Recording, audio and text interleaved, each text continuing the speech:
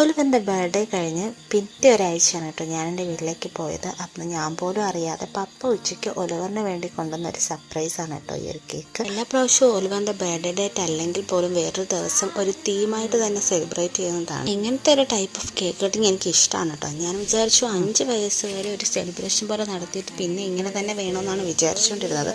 പക്ഷെ നമ്മുടെ സാഹചര്യങ്ങൾ എപ്പോഴും നമുക്ക് ഒരുപോലെ ആയിരിക്കണമെന്നില്ലല്ലോ.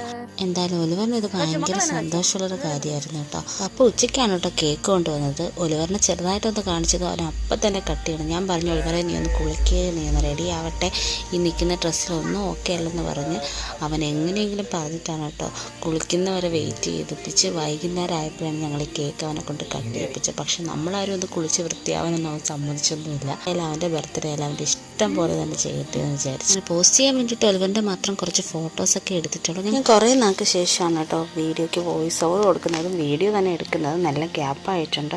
അപ്പോൾ അതിൻ്റെ റീസൺസൊക്കെ എന്തായാലും ഞാൻ വഴി തന്നെ പറയാം. അങ്ങനെ ഞങ്ങളുടെ ഒലിവറിന് 4 വയസ്സായി കേട്ടോ. അപ്പോൾ അടുത്തൊരു വീഡിയോ ആയിട്ട് വരുന്നവരേക്കും ബൈ ബൈ ഫ്രം അഖില.